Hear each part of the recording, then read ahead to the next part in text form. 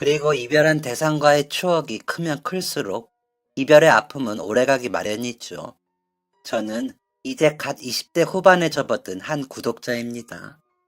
어리다면 어린 이런 나이에 이별에 대한 이야기를 하니 조금 의아하실 수도 있을 것 같은데요. 저는 20살에 홀로 저를 키운 아버지와 이별한 경험이 있습니다. 몸의 일부가 떨어져 나가는 듯한 고통스러운 시간이었죠. 아버지는 어머니 없이 홀로 저를 키우셨습니다. 어머니가 돌아가셨다거나 부모님이 이혼을 하셨다는 등의 이유가 아니었어요. 저에게는 어머니라는 존재 자체가 없었습니다. 중학생이 되어서야 알게 된 사실이지만 어머니는 아버지와 연애하던 중에 저를 가지셨고 아버지와 이별한 후에야 제 존재를 아셨다고 합니다. 돌봐줄 가족이 없었던 어머니는 누군가의 도움을 받지 못한 채 홀로 저를 낳으셨고 어느 순간부터 저를 감당할 수 없게 되자 저를 아버지에게 데려다주고 떠나셨다고 하죠. 갓난아이일 때 아버지에게 맡겨진 거라 저에게는 어머니에 대한 기억이 전무합니다. 그래서 어머니에 대한 그리움은 딱히 없었어요. 하지만 초등학교에 입학한 후부터는 어머니가 있는 친구들이 조금씩 부러워지더라고요. 특히 목욕탕에서 친구를 만날 때면 부러운 마음이 더욱 커졌습니다. 저는 6살 이후로부터 항상 혼자 목욕탕에 들어갔었거든요. 엄마의 손을 잡고 목욕탕에 와 까르륵거리며 때를 미는 친구들을 볼 때면 마음 한구석에서 부러운 마음이 샘솟곤 했습니다. 아버지는 이런 저의 마음을 귀신같이 알아차리는 분이셨어요. 제가 어머니의 부재로 인해 마음이 좋지 않을 때면 아버지는 항상 이렇게 말씀하셨습니다. 딸, 엄마가 없어서 못하는 거에 집중하지 말고 아빠만 있어서 할 수 있는 거에 집중해보자. 아버지의 말은 이해하기 쉽지 않았습니다. 아버지는 말로 안 되면 행동으로 보여주시는 분이셨죠. 따라와봐. 저는 아버지의 손에 이끌려 아파트 단지 내에 있는 놀이터로 향했습니다.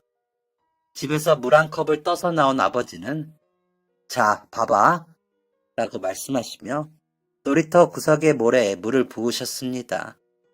모래는 금방 걸쭉해졌고 점점 진흙 같은 촉감을 띠기 시작했어요. 아버지는 저를 보며 씩 웃으시더니 진흙처럼 변한 모래를 주무르기 시작하셨습니다. 아빠 어릴 때는 다 이렇게 놀았었어. 저는 어느 순간부터 아버지와 함께 진흙을 이리저리 주무르며 이런저런 모양의 것들을 만들기 시작했습니다. 공룡을 만들기도 하고 집을 만들기도 했죠. 그렇게 어머니가 없어서 생긴 속상한 마음은 까맣게 잊은 채 아버지와 놀고 있는데 동네 아이들이 슬금슬금 곁으로 다가오더군요. 저와 아버지가 노는 방식이 재미있어 보인 듯 했습니다. 아이들은 와, 재밌겠다 라고 말하며 슬쩍 놀이에 끼려고 했어요. 저는 옆으로 비키며 아이들이 앉을 수 있는 자리를 만들어 주었죠. 그런데 그때 멀리서 동네 아이의 어머니가 소리치는 게 들렸습니다. 야, 최철수! 너 또 모래장난 하기만 해? 너 지금 입은 옷 더러워지면 당장 입을 옷이 없어! 어머니의 불호령을 들은 동네 아이 철수는 결국 시무룩한 표정으로 돌아갈 수밖에 없었습니다. 아버지는 터덜터덜 돌아가는 철수의 뒷모습을 보고 이렇게 말씀하셨어요. 아빠는 옷 더러워지는 거 신경 안 쓰는데, 그치? 옷 없으면 아빠 옷이라도 잘라서 만들어주지 뭐. 지금 생각해보면 당시 아버지의 말은 억지 그 자체였습니다. 하지만 그때는 아버지의 말이 괜히 통쾌하게 느껴졌어요. 그 아빠의 그 딸이었죠. 아빠만 있어서 할 수 있는 일을 찾는 일은 계속됐습니다. 아버지와 저에게는 특별하면서도 일상적인 루틴이 있었어요. 바로 저녁 식사 후에 꼭 동네 산책을 나가는 것이었죠. 당시 아버지와 제가 살던 동네는 산책로가 잘 구성되어 있었기 때문에 저희 가족 외에도 산책을 나오는 가족들은 굉장히 많았습니다.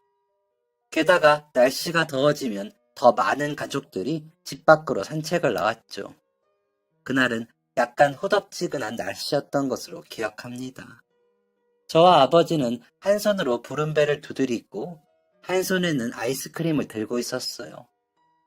역시 밥 먹은 다음엔 아이스크림이지. 철없이 웃는 아버지는 아이스크림을 정말 좋아하셨습니다. 저는 그런 아버지에게 말했어요. 근데 내 친구들은 아이스크림 잘 못 먹는데. 왜? 이 썩는다고 엄마들이 못 먹게 한대. 아버지는 또다시 껄껄 웃으셨습니다. 양치 잘하면 괜찮아. 우리 딸 아이스크림 먹었으니까 자기 전에 꼭 양치질 해야 해. 알겠지? 저는 제 볼을 잡아당기는 아버지를 향해 억울하다는 듯이 소리쳤어요. 아빠는 내가 무슨 앤 줄 알아? 당시 저의 나이는 초등학교 저학년이었어요. 아버지는 또다시 껄껄 웃으며 제 머리를 헝클이셨습니다. 그래. 우리 딸 다 컸네. 다 컸어. 몇 밤 자면 시집간다고 하겠다. 아버지와 저의 산책은 보통 이런 식이었어요. 아버지가 저를 놀리고 저는 화를 내는 시기였죠. 그렇게 여느 때와 다름없이 티격태격거리며 산책을 하는데 갑자기 투둑거리는 소리와 함께 하늘에서 빗방울이 하나둘씩 떨어지기 시작했습니다. 저는 이마에 묻은 물방울을 닦아냈죠. 그런데 물방울을 닦아내는 건 별 의미 없는 행동이었습니다. 떨어진 물방울을 닦아내는 게 의미가 없을 정도로 비가 쏟아져 내리기 시작했기 때문이었어요. 예고 없었던 빗줄기에 산책 중이던 모든 이웃들은 일제히 비를 피해 집으로 들어갔습니다. 저도 아버지의 손을 잡고 집 쪽으로 달려갔어요. 그렇게 숨을 몰아쉬며 집에 도착했을 때 아버지는 잠시 앉지도 않고 집안 구석에서 우비 2개를 가지고 나오셨습니다. 뭐야? 우비는 왜 들고 나와, 아빠? 너 비 맞으면서 놀아본 적 없지? 저는 떨떠름한 마음으로 우비를 받아들었습니다. 아버지는 제 몸보다 훨씬 큰 우비를 제게 입히시고는 곧바로 밖으로 나가셨습니다. 다른 사람들은 비를 피해 몸을 숨긴 상황에 되려 비를 맞으며 산책한다는 사실은 어린 저에게 꽤나 감성적으로 다가왔어요. 신발이 젖는 것을 두려워하지 않고 물 웅덩이를 밟고 비에 젖은 나뭇가지를 흔들던 그 시간은 아버지와 함께했던 수많은 시간 중에서 가장 즐거웠던 기억으로 남아 있습니다. 저는 이런 아버지의 노력 덕분에 어머니의 부재 속에서도 별다른 문제 없이 사춘기를 잘 보낼 수 있었어요. 고등학교까지 무사히 보낸 저는 성인이 되어 대학교에 입학했고 아버지는 명문대에 입학한 저를 정말 대견스러워 하셨습니다. 저는 서울로 대학을 진학한 후에도 매주 주말이면 집으로 내려와 아버지를 뵀습니다. 20년 동안 함께했던 제가 집에서 빠져나가자 아버지가 눈에 띄게 외로워하시는 게 보였거든요. 주말이면 친구들과 서울 나들이도 하고 싶은 마음이 있긴 했지만 다른 가족 없이 홀로 계신 아버지를 혼자 두는 것만큼 마음 불편한 일은 없었습니다. 일주일에 한 번 보는 아버지의 모습은 좋아 보였어요. 아빠는 딸내미 서울 보내놓고 얼굴이 더 좋아진다. 라는 농담에 아유 잔소리하는 딸 없으니까 살 것 같아. 라고 대답할 정도였죠. 그래서였을까요? 저는 아버지가 영원히 제 곁에 있을 거라고 그렇게 생각했었나 봅니다. 대학교 1학년 첫 중간고사. 저는 믿기지 않는 성적을 받아들고 좌절하고 말았습니다. 아버지는 최선을 다했으면 된 거야. 너가 열심히 했다는 건 누구보다 아빠가 잘 알아. 라고 위로해 주셨지만 사실 그 위로는 저에게 큰 도움이 되지 않았어요. 그때부터 저는 이를 악물었습니다. 매주 아버지를 뵈러 가는 것도 2주에 한 번, 3주에 한 번으로 줄이고 도서관에서 살다시피 했죠. 다음 시험에서는 무조건 상위권에 들겠다는 다짐으로 공부하기 시작했습니다. 1학년 1학기 기말고사의 마지막 시험을 보고 나온 날 제 마음은 어느 때보다 평화로웠습니다. 시험을 잘 봤다는 확신에서 오는 평화로움이었어요. 그런데 그 마음은 얼마 가지 못했습니다. 시험을 잘 봤으니 이번 주에는 꼭 집에 가겠다는 연락을 하기 위해 핸드폰을 켤 순간 아버지 번호로 전화가 왔습니다. 저는 곧바로 전화를 받았죠. 아빠! 안 그래도 연락하려고 했는데 어떻게 알고 전화했어? 나 시험 진짜 잘 봤다. 이번 주에 꼭. 저는 말을 마무리 짓지 못했습니다. 그 이유는 아버지의 핸드폰으로 전화를 건 사람이 아버지가 아니었기 때문이었죠. 아버지의 핸드폰으로 전화를 건 사람은 머뭇거리며 이렇게 말했습니다. 지혁씨 따님분 되시나요? 얼굴조차 본 적 없는 사람의 목소리는 제 마음을 굉장히 불안하게 만들었습니다. 네, 저희 아버지가 유지혁이신데요. 무슨 일이시죠? 수화기 건너편에 있는 얼굴 모를 사람이 뱉은 말을 들은 저의 반응이 기억나지 않습니다. 그 사람의 말을 곱씹으며 택시를 잡아탔다는 사실 외에는 그 무엇도 기억나지 않아요. 유지혁 씨가 심장마비로 사망하셨습니다. 지금 바로 병원으로 와주세요. 평소처럼 출근을 한 아버지는 수십 년 동안 일했던 직장에서 가족 같은 직원들과 점심 식사를 하시다 갑작스러운 심장마비 증세를 보이셨다고 합니다. 심장마비 증상에 놀란 직원들에 의해 병원에 곧바로 이송되었지만 얼마 지나지 않아 숨이 끊어졌다고 했죠. 이 모든 말을 이해하는데도 아주 오랜 시간이 필요했습니다. 저에게는 아버지의 죽음을 받아들일 만한 시간이 없었어요. 당장 이번 주에 아버지를 만나러 갈 생각에 들떠 있었는데 아버지는 영원히 내 곁에 있을 거라고 생각했는데 이렇게 갑작스러운 이별이라니 이것이 현실일 리가 없다고 생각했습니다. 하지만 잔인하게도 아버지와의 이별은 현실이었고 저는 잔인한 현실 속에서 겨우 아버지의 장례를 치를 수 있었습니다. 아버지와 오랫동안 한 직장에서 일하셨던 직원분들의 도움이 없었더라면 절대 불가능했을 일이었어요. 아버지의 장례 후 제가 가장 먼저 한 것은 휴학이었습니다. 자의로 한 것도 아니었어요. 아버지의 장례에 참석하셔서 제 상태를 목격하신 지도 교수님이 먼저 휴학을 제안하셨고 휴학 처리를 도와주셨죠. 지금 돌이켜보면 참 많은 도움의 손길이 있었네요. 하지만 당시에 저는 그런 도움의 손길에 감사할 만큼의 여유가 없었습니다. 갑작스러웠던 아버지와의 이별은 저를 폐인으로 만들기 충분했고 결국 저는 술에 의존하는 삶을 살기 시작했습니다. 많은 분들이 저를 염려해 주셨고 하늘에 계신 아버지를 생각해서라도 정신 차리고 일상을 되찾아야 한다고 조언해 주셨지만 제 귀에는 그런 말이 전혀 들어오지 않았습니다. 그렇게 1년이 넘는 시간 동안 제정신을 못 차리고 폐인처럼 살았던 것 같네요.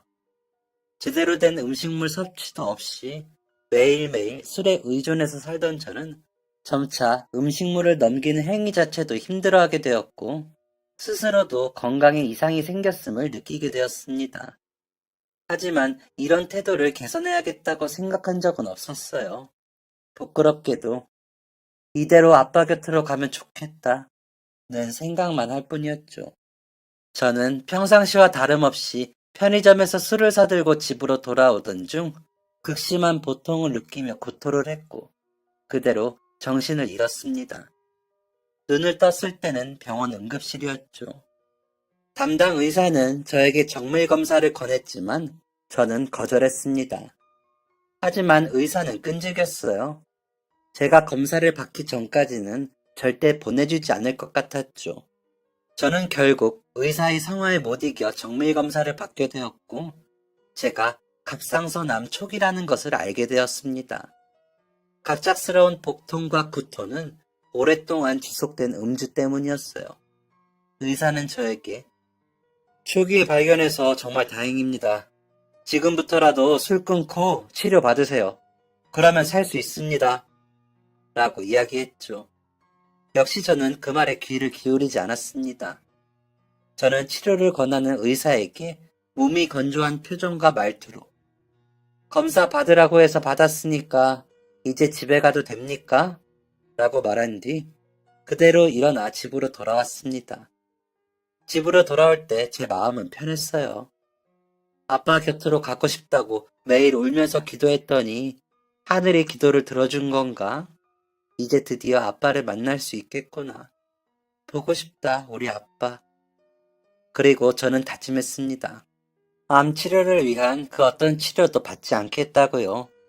이상할 정도로 초연해진 마음으로 집에 돌아오니 그제야 엉망이 된 집이 보였습니다. 저는 하나둘 엉망이 된 집을 정리하기 시작했어요. 나도 이제 죽고 없으면 이 집을 관리할 사람이 없을 텐데 죽기 전에 미리 집을 정리해놔야겠다 라는 생각이었죠. 한참 동안 집을 정리하고 어질러진 물건을 정리하다 보니 아버지와 함께 찍었던 사진들이 눈에 보이기 시작했습니다. 저는 고개를 돌려 1년이 넘게 굳게 닫혀 있었던 아버지의 방문을 바라보았습니다. 조심스럽게 방문 앞으로 다가간 저는 슬며시 문고리를 잡아 돌렸어요. 아버지가 심장마비로 돌아가신 후 저는 단 한 번도 아버지의 방을 들어가 본 적이 없었습니다. 아버지의 방을 정리하는 건 아버지의 흔적을 정리한다는 건데 저는 아버지의 흔적을 정리할 자신이 없었거든요. 이제 다 끝난 마당에 뭐 어때? 내 물건도 다 정리할 텐데 아빠 물건도 다 정리해둬야지. 초연해진 마음에 저는 이런 생각으로 아버지의 방문을 열었습니다. 방문을 연 뒤 저는 왈칵 쏟아지는 눈물을 애써 참아야 했습니다. 아버지의 방은 아버지가 생전에 쓰던 모습 그대로였어요. 칼각으로 정리된 이부자리, 모든 물건들이 제자리에 위치해 있는 아버지의 책상. 딸, 썼던 물건은 있던 자리에 두라고 아빠가 몇 번 말했어. 너는 아빠가 본을 보여줘도 그러냐? 썼던 물건은 제자리에 두기를 강조하셨던 아버지의 정감 넘치는 잔소리가 귓가에 맴도는 듯 했습니다. 저는 결국 참아왔던 눈물을 터뜨리고 말았어요. 아버지의 침대 머리맡에 앉아 한참을 울고 나니 조금은 마음이 후련해지더군요. 저는 여전히 흐르는 눈물을 연신 닦아내며 아버지의 책상 의자에 앉았습니다. 아버지의 책상 서랍은 마찬가지로 깔끔했어요. 저는 박스 하나에 아버지의 개인적인 물품들을 하나 둘 담기 시작했습니다. 이런저런 물건들을 담기 시작하는데 책상 서랍에 작은 홈이 파여 있더군요. 애매하게 틀어져 있는 홈이 이상해서 홈을 건드려 보니 딸깍 하는 소리와 함께 오래된 수첩 하나가 나왔습니다. 수첩 겉면에는 제가 태어난 해가 적혀 있었어요. 예상하셨겠지만 수첩의 정체는 육아일기였습니다. 찾아보면 예쁜 육아 수첩도 많을 텐데 투박한 검정 수첩이라니. 아버지답다는 생각을 하며 저는 수첩을 펼쳤어요. 수첩을 펼칠 때까지만 해도 저는 전혀 예상하지 못했어요. 그 수첩이 저를 살아가게 할 원동력이 되어줄 것임을 말이죠. 수첩의 첫 장에는 어머니가 저를 데리고 아버지에게 찾아갔을 때의 내용이 적혀 있었습니다. 이 내용은 아버지에게 이미 들었던 내용이라 그리 놀랍지 않았어요. 하지만 이 부분은 조금 의아했습니다. 아이가 생겼던 줄 알았더라면 미연이를 어떻게든 붙잡았을 텐데 내 용기 없는 태도가 선영에게서 엄마를 뺏어간 것만 같다. 저는 뒷내용을 읽고 나서야 이 말의 의미를 알 수 있었어요. 아버지와 어머니가 헤어진 이유는 어머니에게 다른 남자가 생겨서였습니다. 다른 사람이 좋아졌으니 이만 헤어져 달라는 어머니의 바람이 있었고 아버지는 그런 어머니를 차마 붙잡을 수 없었던 것이죠. 아버지는 헤어져 달라는 어머니를 붙잡지 않았던 것을 후회하고 있으셨어요. 그때 아버지가 한 번이라도 용기 내서 어머니를 붙잡았더라면 어머니가 아버지 곁에서 저를 낳아 함께 저를 기를 수도 있었던 것이니까요. 저는 계속해서 수첩을 넘겼습니다. 수첩 중간중간에는 저도 기억하는 내용들이 있었어요. 함께 모래장난을 하며 놀았던 기억, 처음으로 바다를 보러 갔던 기억, 비 오는 날 우비를 쓰고 밖에서 놀았던 기억 등이 담겨 있었죠. 수첩에는 홀로 딸을 키워야 했던 아버지의 힘들었던 시간이 고스란히 녹아있기도 했습니다. 선영이가 엄마의 부재를 느끼는 것 같다. 아빠로서 내가 뭘 해줄 수 있을까? 선영이가 행복한 어른으로 자라는 것, 내가 원하는 건 그것뿐이다. 오늘 처음으로 선영이와 따로 목욕탕에 들어갔다. 그 어린애가 자기 몸만한 목욕 바구니를 들고 나오는데 괜히 눈물이 났다. 나도 참 주책이지. 선영이한테 들킬까봐 얼른 눈물을 닦아냈다. 아버지의 육아 수첩을 보는 내내 저는 아버지에 대한 사무치는 그리움에 눈물을 멈출 수 없었습니다. 그리고 어릴 때는 몰랐던 아버지의 고뇌와 슬픔까지 오롯이 느껴져 어찌할 바를 모르겠더군요. 그런데 그때 등장한 일기의 중반부 내용은 저를 얼어붙게 만들었습니다. 일기의 내용은 시작부터 충격적이었습니다. 선영이가 내 딸이 아니라고 한다. 저는 제 눈이 글자를 잘못 본 것이라고 생각했어요. 그래서 눈을 비비며 수첩에 적힌 내용을 다시 읽었죠. 하지만 연신 눈을 닦아봐도 수첩에 적힌 내용은 그대로였습니다. 선영이가 내 딸이 아니라고 한다? 저는 더듬거리며 수첩의 내용을 소리내어 읽기 시작했습니다. 미연이에게 연락이 왔었다. 이유도 없이 만나자고 하길래 선영이가 보고 싶어진 건가 싶어 가슴 졸이며 약속 장소로 나갔다. 그런데 민영이는 선영이의 안부를 한 번도 묻지 않았다. 마음 한구석에서는 어떻게 그럴 수가 있냐는 소리가 터져 나왔지만 한편으로는 다행이었다. 엄마의 부재를 간신히 이겨낸 아이에게 갑작스러운 엄마의 등장은 상처가 될 테니까. 차라리 미연이가 선영이에게 관심이 없는 것이 다행이라는 생각이 들었다. 그런데 가벼운 안부를 묻던 미연이가 돌연 눈물을 흘리더니 자신이 암에 걸렸다는 사실을 나에게 말했다. 이미 암이 상당히 진행되어서 생존율도 희박한 상태라고. 나는 엉엉 우는 미연이에게 해줄 말이 없었다. 그저 우는 미연이를 앞에 두고 미연이에게 휴지를 건네줄 뿐이었다. 그런데 그때 미연이가 이렇게 말했다. 너처럼 좋은 사람이 없다는 걸 그때 알았어야 했는데 너를 떠나서 다른 남자에게 간 과거가 너무 후회돼. 한순간도 후회를 안 한 적이 없어. 여전히 나는 미연이에게 해줄 말이 없었다. 미연이가 나를 버리고 선택한 남자에게 크게 대이고 모든 걸 잃었다는 것을 알고 있기는 했지만 나는 해줄 말이 없었다. 미연이는 아무 대답이 없는 내가 답답했나 보다. 결국 미연이는 죽는 그날까지 숨겼어야 했던 그 사실을 나에게 밝히고 말았다. 너는 화도 안 나? 차라리 내 꼴을 보고 조롱이라도 해. 나 버리고 딴 놈한테 가더니 꼴 좋다고 말이라도 하라고. 나는 이렇게 착한 너한테 남의 자식을 키우라고 줘버렸단 말이야. 나는 미연이의 말을 이해하지 못했다. 그래서 물어봤다. 남의 자식을 키우라고 준 게 무슨 말이냐고. 미연이는 여전히 우는 얼굴로 이렇게 말했다. 내가 너한테 데려다 준 그 애, 너 딸 아니야. 나 버린 그놈 딸이야. 나는 버럭 화를 냈다. 대체 무슨 생각으로 그런 짓을 저지른 거냐고. 미연이는 계속해서 울었다. 그놈이 나랑은 아이를 가질 생각이 없었다는데 그럼 어떡해. 애를 지우든 버리든 둘 중 하나를 해야 나를 만나주겠다는데 그럼 내가 어떡해. 미연이의 말을 들은 그때 내 머리를 채운 생각은 분노가 아닌 안도였다. 그리고 그 안도는 내가 우리 선영이를 만날 수 있었음에 대한 감사함에서 비롯된 것이었다. 나는 더 이상 미연이를 앞에 두고 앉아있을 수 없었다. 미연이를 그대로 둔 채 어떻게 차를 몰았는지도 모르겠다.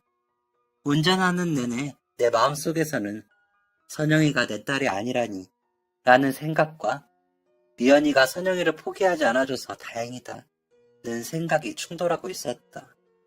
집으로 돌아오는 시간이 영겁의 시간과 같았고 집문을 여는 게 그렇게 무서웠던 적이 없었다. 그런데 집문을 열고 들어온 나를 마중 나온 선영이의 얼굴을 보자마자 내 마음속의 모든 근심과 걱정은 사라졌다. 그리고 단 한 가지의 생각만이 남았다. 나는 우리 딸의 아빠다. 이 일기를 쓰는 지금 이 순간 선영이는 자기 방에서 곤히 자고 있다. 나는 선영이가 언제까지고 단잠을 자길 바란다. 걱정도 근심도 없이 사랑이 가득한 세상 속에서 살길 바란다. 일기를 다 읽은 저는 두 가지 충격에 휩싸였습니다. 첫 번째는 아버지에게 말도 안 되는 일을 저지른 친모에 대한 충격이었어요. 사람이 얼마나 이기적이면 이럴 수가 있는가 라는 생각이 들었죠. 두 번째 충격은 가늠할 수조차 없는 아버지의 사랑의 깊이에서 비롯됐습니다. 저는 이렇게 생각했습니다. 대체 나는 아빠에게 어떤 존재였던 걸까? 자기를 버리고 다른 남자를 선택한 여자의 배신의 증거로 태어난 나를 딸로 받아주다니. 대체 아빠의 사랑은 얼마나 컸던 걸까? 그 순간 고개를 드니 눈앞에 거울이 놓여 있더군요. 그제야 추체한 몰골에 제 모습이 보였습니다. 두 눈은 퀭하고 피골은 상접해 있고 몸은 꽉 말랐으며 머리카락과 피부에서 윤기라고는 찾아볼 수 없었죠. 순간 제 모습이 너무나 부끄러웠어요. 아빠가 나를 어떻게 키웠는데 라는 생각과 함께 아버지에게 너무나 죄송했습니다. 그리고 다짐했어요. 살아야겠다고 말이죠. 아버지에게 감사하다는 말과 죄송하다는 말, 그리고 잘 살아보겠다는 말까지 하고 싶은 이야기는 많았지만 아버지는 이미 이 세상에 안 계신 분이었습니다. 그래서 저는 아버지가 예전에 쓰시던 핸드폰 번호로 문자를 하나 남겼어요.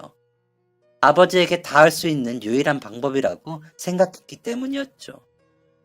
아빠가 갑작스럽게 내 곁을 떠났던 날, 사실 나는 삶을 포기했어. 그리고 그때는 그게 당연한 거라고 생각했어.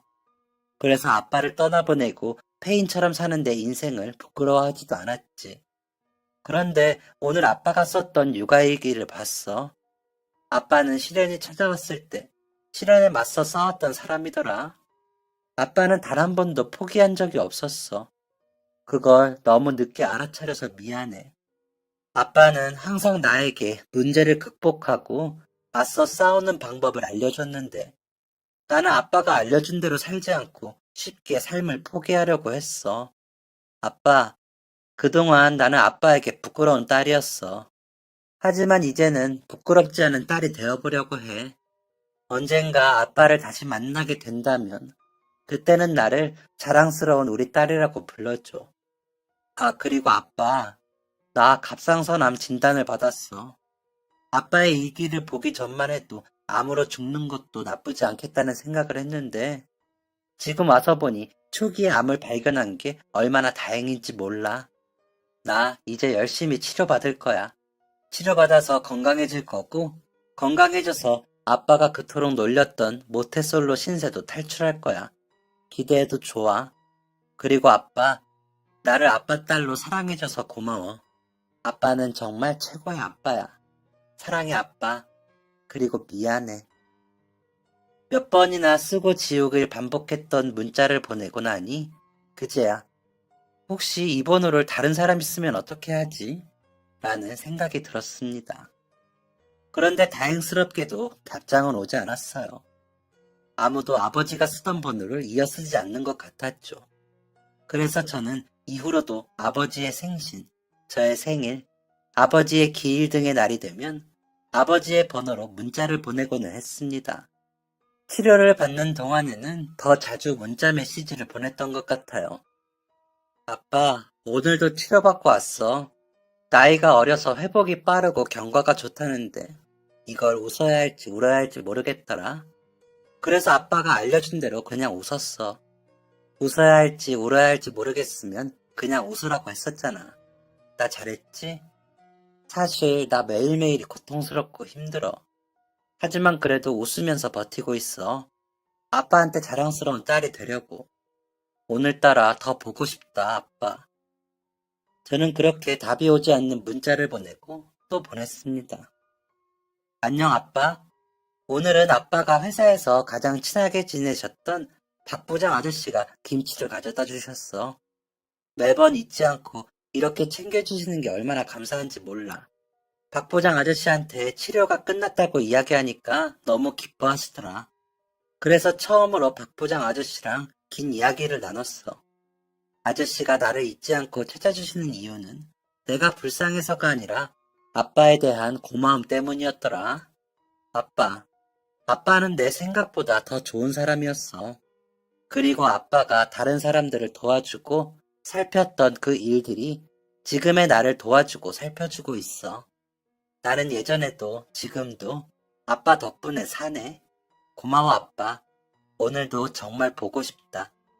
이 문자 메시지의 내용처럼 저는 참 많은 분들에게 도움을 받았습니다.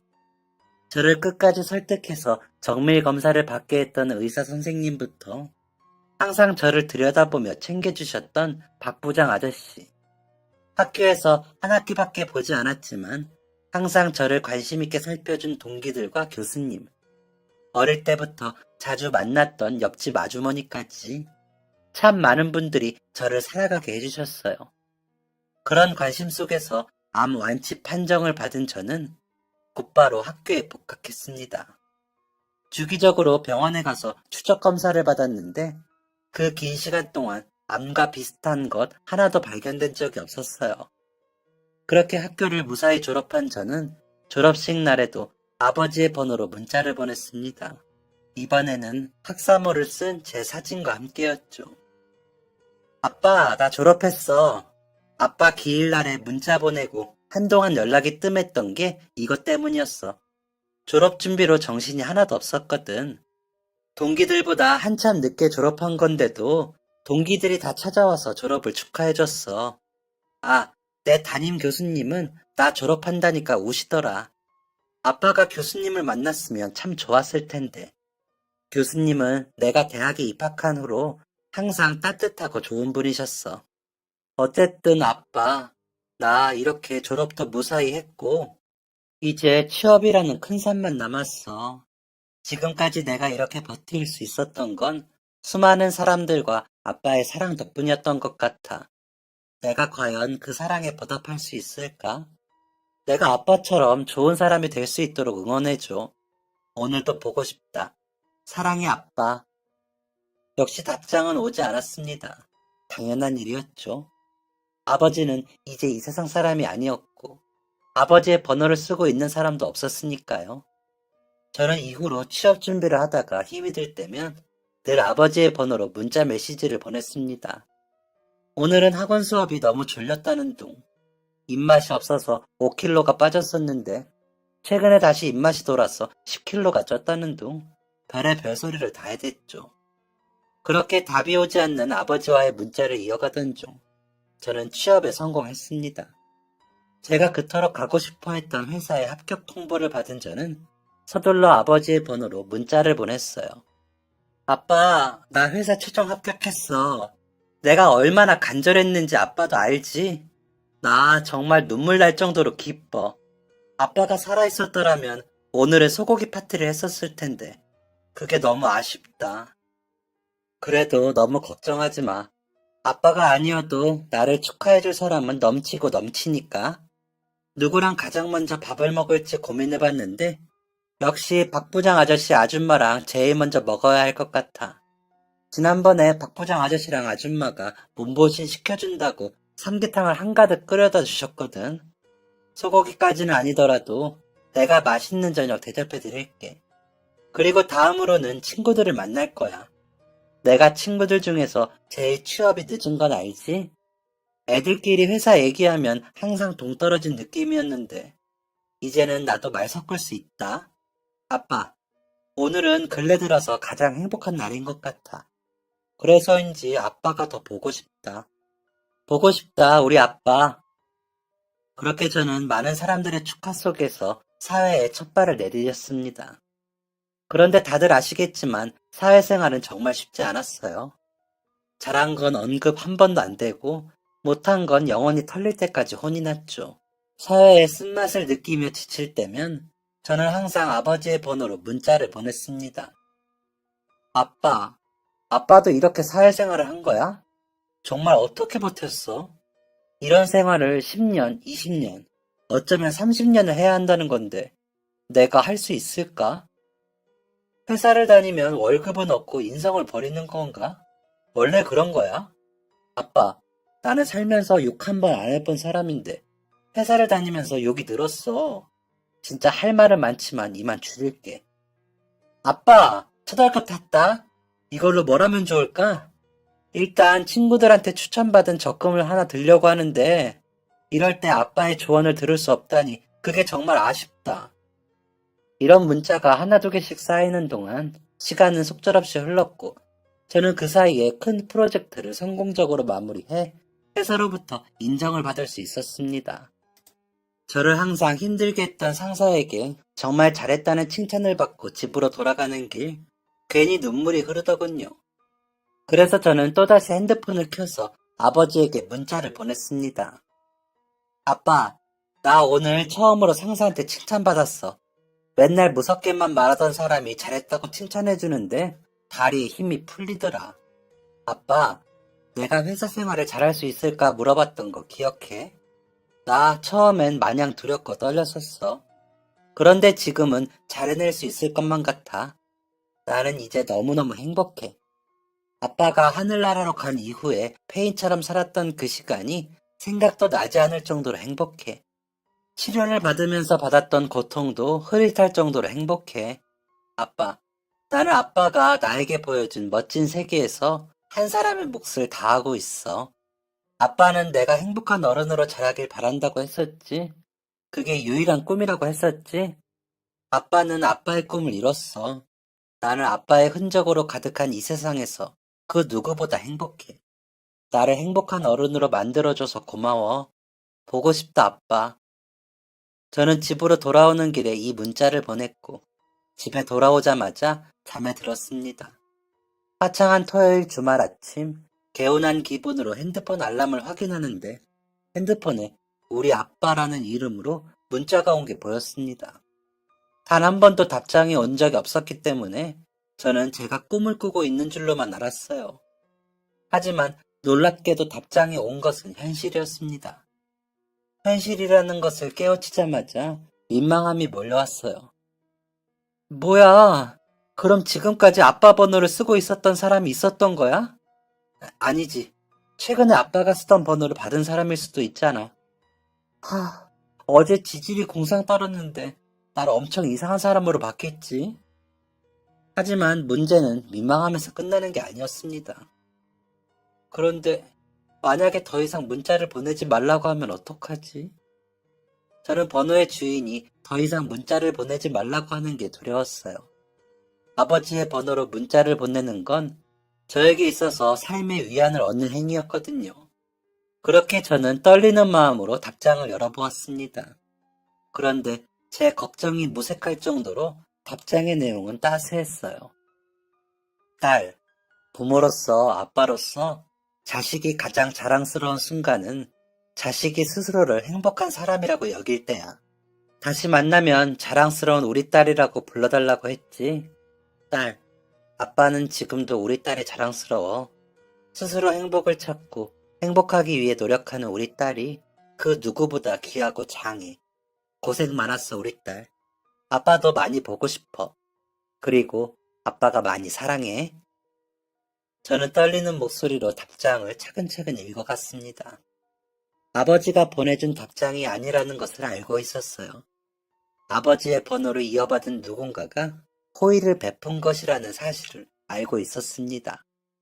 그럼에도 불구하고 그 문자 한 통은 제 마음에 엄청난 위로를 안겨주었어요. 오래전 돌아가신 아버지와 대화하는 느낌이었죠. 아버지에 대한 그리움과 아버지 대신 답장을 보내준 이름 모를 분에 대한 감사한 마음으로 한참 동안 울던 저는 겨우 마음을 추스르고 또다시 문자를 보냈습니다. 안녕하세요, 선생님. 얼굴도 모르는 제 문자에 답장을 보내주셔서 감사합니다. 저는 문자에 제가 언제부터 이런 문자를 보내기 시작했는지, 그리고 이런 문자를 왜 보내게 되었는지에 대한 내용을 담았습니다. 그렇게 문자를 보낸 후 돌아온 답장은 정말 놀라웠어요. 제가 번호를 바꾼 지 반년이 지나고 난 뒤에 첫 문자가 도착했습니다. 저는 처음부터 지금까지 모든 문자를 봐왔어요. 사실 처음부터 문자에 답장해주고 싶었습니다. 하지만 그럴 수가 없었어요. 이후 이어진 이야기는 정말이지 충격적이었습니다. 제가 처음부터 답장하지 못했던 이유는 제가 사고로 딸을 잃은 아빠였기 때문입니다. 바뀐 번호의 주인분은 따님을 사고로 한순간에 잃었다고 했어요. 그것도 자신이 보는 눈앞에서 끔찍한 사고를 당했다고 했죠. 금이야 오기야 홀로 키워온 딸의 사고를 목격한 그분은 딸의 장례를 치른 뒤 세상에서 사라지고 싶다는 마음 하나만으로 모든 인연을 정리하고 스스로 자취를 감추었다고 했습니다. 그 과정에서 번호를 바꾸었고 그때 받은 번호가 제 아버지가 쓰던 번호였던 것이었죠. 비슷한 시기에 갑작스럽게 사랑하는 가족을 잃었다는 공통점은 저와 그분을 순식간에 가까워지게 만들었습니다. 저는 그동안 제 문자 메시지를 묵묵히 지켜봐준 그분에게 감사의 인사를 드리고 싶었어요. 그리고 조심스럽게 얼굴을 뵙고 인사하고 싶다는 요청을 드렸죠. 정말 다행히도 그분은 저를 만나주셨습니다. 약속 장소에 도착하니 중후한 신사 한 분이 조용히 앉아서 책을 읽고 계셨어요. 혹시 최병학 선생님? 최 선생님은 제 목소리에 고개를 드시더니 활짝 웃어 보이셨습니다.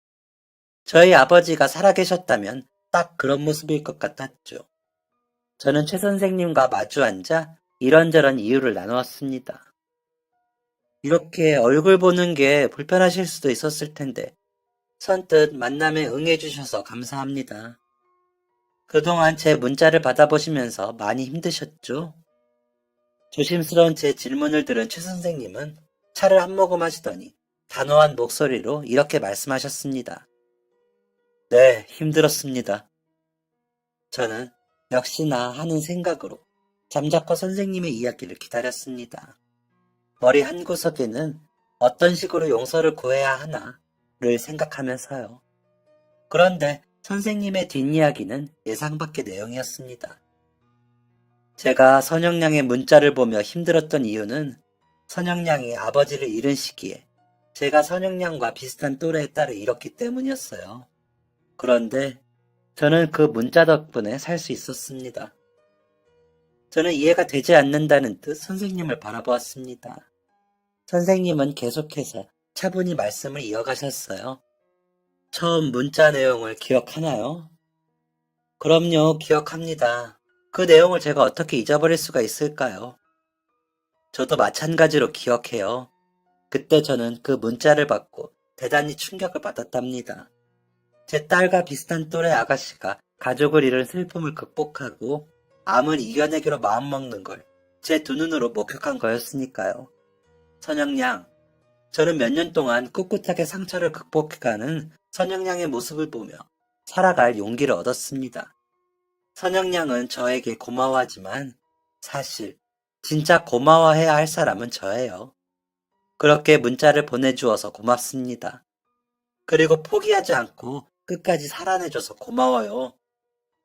저는 순간 말로 표현할 수 없는 감격을 경험했습니다. 나는 그저 살기 위해 발버둥 쳤을 뿐인데 그 모습이 누군가에게는 위로가 되었구나 라는 생각도 들었죠. 제가 감격에 겨워 말을 잇지 못하고 있을 때 선생님은 계속해서 말씀을 이어가셨습니다. 자식을 앞세우고 난 뒤에 큰 행운이 찾아온 적이 있어요. 그 행운이 찾아왔을 때 제가 가장 먼저 했던 생각이 뭔지 아시나요?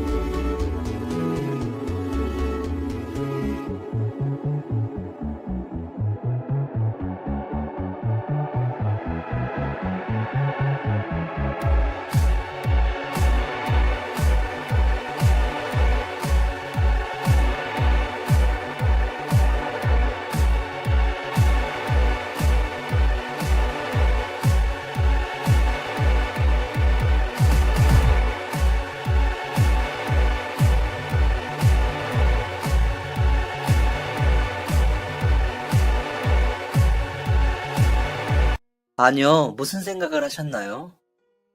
나는 이런 행운을 경험할 자격이 없다. 였어요. 자식 앞세운 부모는 항상 그래요. 맛있는 걸 먹을 때면 내가 이런 걸 먹어도 되나 싶고, 좋은 풍경을 볼 때면 내가 이런 좋은 걸 봐도 되나 싶고, 조금이라도 웃을 일이 생기면 나한테 웃을 자격이 있나? 라는 생각을 하죠. 자식 앞세운 부모들은 그렇게 스스로의 행복을 제한하고 점점 스스로를 고립시켜요. 그런데 선영양, 저는 선영양이 행복을 되찾는 모습을 보면서 용기를 얻었어요. 무슨 용기를 얻으셨나요? 나도 행복해질 수 있겠구나. 라는 용기 말이에요. 사실 지금 이렇게 선영양을 마주보고 앉는 것도 저에게는 힘든 일입니다. 우리 딸이 살아있었으면 딱 저 또래였을 텐데 라는 생각이 머리를 떠나지 않아요. 그런데 말이에요.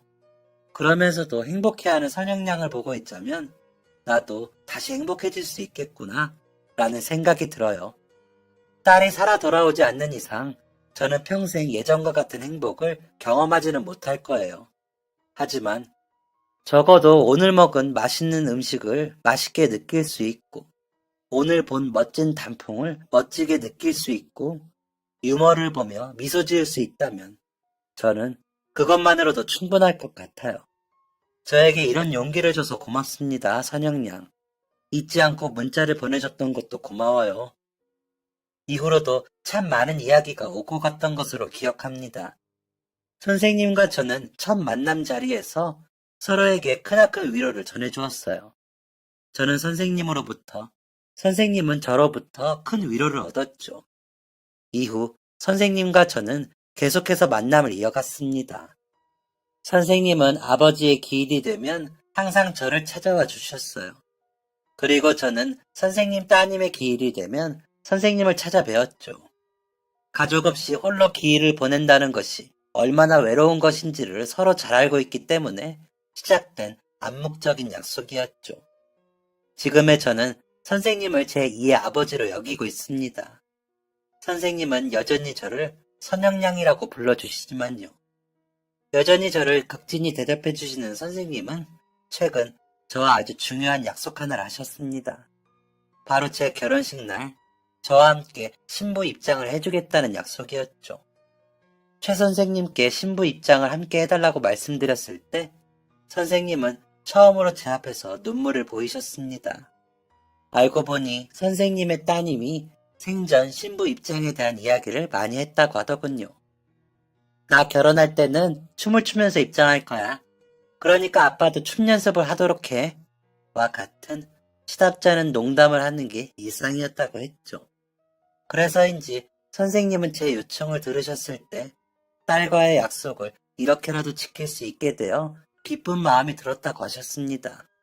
그런데 이런 약속을 해놓고 죄송하게도 저는 아직 결혼할 사람이 없습니다.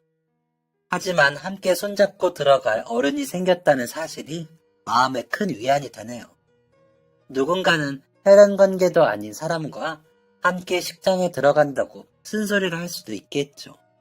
그런데 같은 피가 흐른다고 가족이 되는 것은 아니라는 사실을 저는 아버지의 육아 수첩을 통해 알았습니다.